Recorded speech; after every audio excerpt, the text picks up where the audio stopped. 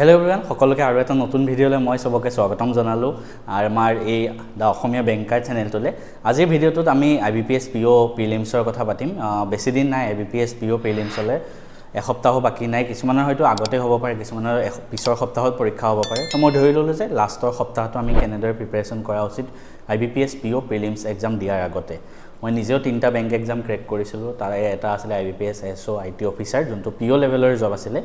তো হেতু কাৰণে মই আপোনালোকক বেছি ভালদৰে গাইডেন্স দিব পাৰিম আৰু অসমীয়াত এটো ফাৰ্ষ্ট চেনেল হৈ যত এনেকৈ বেংকৰ বিষয়ে গাইডেন্স দি আছে এজন নিজে বেংকাৰ হয় প্ৰথম কথা IBPS PO প্ৰিলিমছ কেনেকুৱা লেভেলৰ হয় হেতু আপুনি জানিব লাগিব পোন প্ৰথমে এটা কথা কৈ তো IBPS PO প্ৰিলিমছ মই লাষ্ট ইয়াৰ কাট অফ খিনিও চাইছিলো 60 পৰা 70 মানে আপুনি যদি 60 প্লাস টাৰ্গেট কৰি আছে তেনেহলে আপুনি প্ৰিলিমছটো পাস কৰি গুচি যাব পাৰে 100 ৰ ভিতৰত 60 ধৰি লওক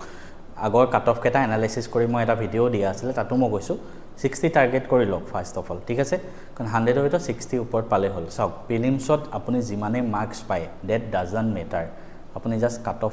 ক্লিয়াৰ কৰিব লাগে এতিয়া আপুনি এই কাট অফটো ক্লিয়াৰ কৰিলে হল কাৰণ ফাইনাল যোনটো মেৰিট লিষ্ট বনিব হেতু মেইনছ আৰু ইন্টাৰভিউৰ ওপৰতে বনিব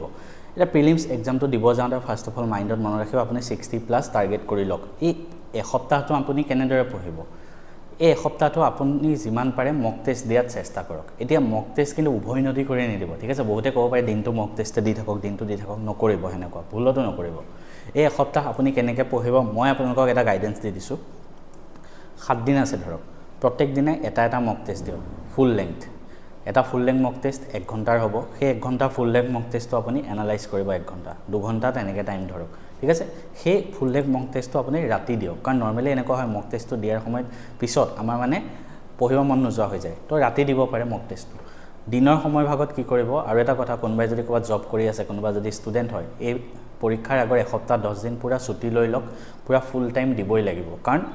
আপোনাৰ কেৰিয়াৰ ডিসাইডিং এটা জব হয় ন তো অলপমান ছুটি লৈ ভালকে তো পঢ়িবই লাগিব এতিয়া চাওক এসপ্তাহ ৰাতি ফুল লেংথ মক টেষ্টত দিব দিনৰ সময় ভাগত কি কৰিব দিনৰ সময় ভাগত প্ৰত্যেকটো সাবজেক্ট ইংলিশ ম্যাথছ আৰু ৰিজনিং প্ৰত্যেকটো সাবজেক্ট আপুনি এটা সেকশনাল মক টেষ্ট দিব ঠিক আছে হে কামটো আপুনি দুপৰীয়া ধৰক লাঞ্চ টাইমৰ আগলৈকে হে কামটো কৰি লওক প্ৰত্যেকটো সাবজেক্ট কৰে এটা সেকশনাল মক টেষ্ট সেকশনাল মক টেষ্ট কেনেকুৱা হ'ব ধৰক আপোনাৰ 20 মিনিটৰ হে হ'ব এটা সেকশনাল মক টেষ্ট ধৰা ৰাতিপুৱা শুই উঠি ইংলিশৰ এটা সেকশনাল মক টেষ্ট দিলে 20 মিনিট গল বাকি 40 মিনিট ধৰক এনালাইজ কৰিলে কোড কোনটো কোৱেশ্চন ভুল হ'ল আৰু নতুন কোৱেশ্চন কেটা প্ৰেক্টিস কৰিলে তেনেকৈ 1 ঘণ্টা গল ঠিক তেনেকৈ 1 ঘণ্টা আপুনি দিয়ক কোৱানছত 20 মিনিট মক টেষ্ট 40 মিনিট এনালাইজ ঠিক তেনেকৈ ৰিজনিং ঠিক আছে তো আপোনাৰ কিমান হৈ যাব আগবেলা 3 ঘণ্টাত আপুনি সেকশনাল মক টেষ্ট ক্লিয়াৰ সন্ধিয়া 2 ঘণ্টা পঢ়িব 5 ঘণ্টা আৰু দুপৰীয়া 3 ঘণ্টা কি কৰিব দুপৰীয়া আফটাৰ লাঞ্চ টাইম আৰু 3 ঘণ্টা আপুনি দিব লাগিব সেই 3 ঘণ্টা আপুনি কি কৰিব জানেনে এটা মাৰাথন ভিডিও চাব যিকোনো ইউটিউব চেনেল যেনেকৈ আড্ডা 247 বেংকাৰ্ছ ৱে বাই আন একাডেমি ঠিক আছে এইকেইটা চেনেলত মই চাইছিলো মানে ফুল লেংথ তেওঁলোকে এটা মক টেষ্ট কৰে ফুল লেংথ নহয় সৰি মানে মাৰাথন মক টেষ্ট মানে ভিডিওটো চলি গৈ থাকে তেওঁলোকে কোৱেশ্চন এনসাৰ কৰি গৈ থাকে আপুনি সেই চলি থাকোতেই সেই কোৱেশ্চনটো কৰি গৈ থাকিবলৈ চেষ্টা কৰিব তো তেনেকৈ আপুনি এসপ্তাহ হেখিনি ট্ৰাই কৰক 3 ঘণ্টা ভিডিও আকাৰে চাওক ঠিক আছে তো গোটেই দিনটোত আপুনি কিমান সময় দিব লাগে 3 ঘণ্টা ৰাতিপুৱা সেকশনাল মক টেষ্ট পিছবেলা 3 ঘণ্টা আপোনাৰ ভিডিও আৰু পিছৰ 2 ঘণ্টা ৰাতি ফুল লেংথ মক টেষ্ট মানে ডেইলি 8 ঘণ্টাকে পঢ়িলে হ'ল আৰু এই এসপ্তাহ আপুনি মেইনছৰ কাৰণে একো পঢ়িব নালাগে কাৰেন্ট এফেয়াৰ্স চাব নালাগে ইংলিশ ৰিডিং কৰিব নালাগে জাস্ট ফুল টাইম আপুনি প্ৰিলিমছত দিয়ক কি ভুল নকৰিব যেটো এক্সামৰ দিনাও আপুনি মনত ৰাখিব একেটা আমি ভুল কৰিব নালাগে কাৰণ এক্সামৰ আগদিনা মই নৰমালি ভিডিও নবনাও এতিয়া হেতু কাৰণে কৈ থৈছো প্ৰথম কথা আপুনি এক্সামটো যেতিয়া দিব যাব মক টেষ্ট দিওঁতে হেতু হিচাপতে ট্ৰাই কৰিব নিজৰ ইগোত লগাই নলব ঠিক আছে কাৰণ পিও এক্সামটো এনেকুৱা হয় ক্লাৰ্ক এক্সামত কথাটো বেলেগ ক্লাৰ্ক এক্সামত ম্যাক্সিমাম বস্তু আমি এটেম্প কৰিব লাগে পিও এক্সামত এনেকুৱা হয় আপুনি কাট অফ 60 মান যায় ধৰক তো আমি গুটেখিনি এটেম্প কৰি আহিব নালাগে আমি চালাক হ'ব লাগিব তো কেনেকৈ এটেম্প কৰে চাওক মই এটা আপোনালোকক গাইডেন্স দি দিছো ইংলিশৰ পৰা আৰম্ভ কৰিলো ইংলিশ ফাৰ্স্ট ইংলিশটো খুলি আপোনাৰ ৰিডিং কম্প্ৰিহেনশন ওলাব নকৰিব হেতু ভুলটো হেকেটা স্কিপ কৰি যাওক ঠিক আছে যিকেটা শৰ্ট কোৱেশ্চন আছে গ্ৰামাৰ কাৰেকচন ভোকেবুলাৰি বা সেন্টেন্স ৰিএৰেঞ্জমেন্ট হেকেটা কৰি লওক হেকেটা খুব বেছি 10টা মানে আহিব তো ৰিডিং কম্প্ৰিহেনশনটো কৰিবই লাগিব তো তেনেকুৱা 10টা মান ধৰক আপুনি 5 মিনিটত খতম কৰি দিলে বাকি আপোনাৰ ওচৰত 15 মিনিট সময় থাকিব 15 মিনিটত আপুনি 3টা আৰসি কৰি আহিব পাৰিব 3টা আৰসি মানে 15 নম্বৰ 3টা আহিছে মানে 15 পালে এফালে 10টাৰ ভিতৰত 10টা কাৰেক্ট হলো 25 পাই গল মজাকে হৈ গল তো ইংলিশটো তেনেকৈ কৰিব ঠিক আছে তাৰ পিছত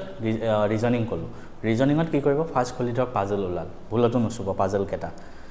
মিসেলেনিয়াস খিনি কৰিব ট্ৰাই কৰিব যেনেকৈ সিলগ ULFA numeric সিৰিজ coding decoding output হেখিনি আপুনি কৰি ললে ব্লাড ৰিলেশন হেকেটা কৰি ললে হেকেটাও খুব বেছি ধৰক আপোনাৰ 10টা আহিব ঠিক আছে হে 10টা আপুনি কৰি ললে কাৰেক্ট কৰি ললে 5 মিনিট 10টা বাকি 15 মিনিট সময় থাকিব বাকি 15 মিনিট আপুনি 3টা পাজল কৰিব পাৰিলেও 5 5 কে 15 আপুনি 25 নম্বৰ পাই যাব তো পাজলটো পিছত কৰিব আৰু এটা কথা পাজল 4-5টা আহিব পাৰে তো প্ৰথম পাজলটো যে আপোনাৰ কাৰেক্ট হ'বই লাগিব হেতু কোনো কথা নহয় কৰি আছে উলোৱা নাই 2 মিনিট টাইম দিয়ক কৰিব পাৰা নাই বাদ দিয়ক 1 মিনিট টাইমতে আপুনি গম পাই যাব এটো কৰিব পাৰিব নাই যদি নোৱাৰে ইমিডিয়েটলি বাদ দিয়ক নেক্সট কোৱেশ্চনটোত যাওক নহলে আপোনাৰ টাইম কিন্তু এনেই গুচি যাব ঠিক আছে তো টাইমটো বহুত বেছি মেটাৰ কৰে বেংক এক্সামত টাইমটোৱে মেইন হে কোৱেশ্চন পেপাৰখন যদি যিকোনো এক্সপেৰিয়েন্টক দি দিয়ে আৰু কয় যে 3-4 ঘণ্টাত কৰি লওক সবে 100 পাব বাট টাইম কম দিয়ে ন আমাক হেতুৱে খেল হয় নেক্সট মেথছৰ কথা কওঁ মেথছটো তেনেকৈ আপোনাৰ ডিআই এৰিথমেটিক আৰু সিম্পলিফিকেশন এপ্ৰক্সিমেশন এবিলাক কোৱেশ্চন আহিব তো মেথছৰ পেপাৰখন খোলাৰ লগে লগে জিএন ওলাই আপুনি স্কিপ কৰি যাব first simplification এপ্ৰক্সিমেশন number সিৰিজ quadratic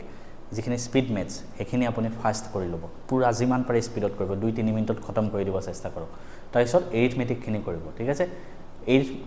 arithmetic আৰু ডিআই আপোনাৰ নিজৰ ওপৰত কথা আপোনাৰ যদি এৰিথমেটিক সহজ লাগে তাৰ পিছত আপুনি এৰিথমেটিক খিনি কৰক আপোনাৰ যদি ডিআই সহজ লাগে তাৰ পিছত আপুনি ডিআই খিনি কৰক স্পিড মেথছ তাৰপিছত যোনটো পাৰ্ট আপোনাৰ সহজ লাগে যদি ডিআই যদি এৰিথমেটিক ঠিক আছে তো তেনেকৈ কৰিব প্ৰত্যেকটো কোৱেশ্চন যে কৰিবই লাগিব এনেকুৱা কোনো কথা নাই মই আকৌ কৈছো কিবা এটা কোৱেশ্চন আপুনি 30 সেকেন্ড চালে ভাবিলে যে এটো কোৱেশ্চন মই কৰিব নোৱাৰিম ইমিডিয়েটলি স্কিপ নেক্সট কোৱেশ্চনত যাওক তেনেকৈ তো আপুনি চাওক ইংলিশৰ 30 ভিতৰত আপুনি 25 প্লাস পাবই লাগিব ৰিজনিং 30 ভিতৰত আপুনি ধৰক 20 পালে কিমান হল 25 আৰু 20 55 60 হ'বই হলচোন মেথছত আৰু 10-15 পালে আপুনি প্ৰিলিমছ আৰামত পাস কৰি গুচি যাব তো আপোনাৰ নিজৰ এটা ষ্ট্ৰং সাবজেক্ট বনাওক out of maths and reasoning maths আৰু ৰিজনিঙৰ ভিতৰত যিকোনো এটা নিজৰ ভাল সাবজেক্ট বনাওক যোনটোত আপুনি বেছি ষ্ট্ৰং বনাওক আৰু ইংলিশটো সবেই কৰিব লাগিব কাৰণ ইংলিশত এনেকুৱা ধৰণৰ প্ৰশ্ন আহে ইংলিশত 30 ভিতৰত 30 এটেম্প কৰি আহিব পাৰি ঠিক আছে তো ইংলিশটো মানে হেফালে ষ্ট্ৰং বনাই লওক আৰু মেথছ আৰু ৰিজনিঙৰ ভিতৰত এটা বনাওক আৰু গুটেকেটাতে টাইম দিব লাগিব ভালকে খালি নিজৰ ইগোত লগাই নলব যে এটো কোৱেশ্চন মই কৰিমেই ঠিক আছে মই নিজে মেথছত ষ্ট্ৰং আছিলো কিন্তু মই কেতিয়াও ভাবা নাছিলো যে ডিআই কিবা এটা টান আহিলে মই এটো কৰিমেই ইমান টাইম দিলো যে এটো কৰিমেই বাদ দিয়ক ইমিডিয়েটলি বাদ দিয়ক নেক্সট কোৱেশ্চনত যাওক সঁচা কথা কৈছো আপুনি এক্সামৰ দিনা এই কথাটো ৰিয়েলাইজ কৰিব আৰু এক্সাম দিয়াৰ টাইমত পুৰা নিশ্চিন্ত মনে এক্সাম দিয়ক মই সদায় এক্সামত সময় আগতে সদায় 1 মিনিট চকু জেপি ভাবো যে এই এক্সামটো মোৰ আটাইতকৈ ইজিয়েষ্ট এক্সাম আৰু এটো মই ক্ৰেক কৰি লম তো আপুনিও তেনেকৈ ভাবি পেলাই এক্সামত সোমাওক সবেই পাব সবকে বেষ্ট অফ লাক মোৰ ফালৰ পৰা কেনেকুৱা হল এক্সাম কব মেইনছৰ গাইডেন্স দিম ইন্টাৰভিউ গাইডেন্সও মই আপোনালোকক দিব পাৰিম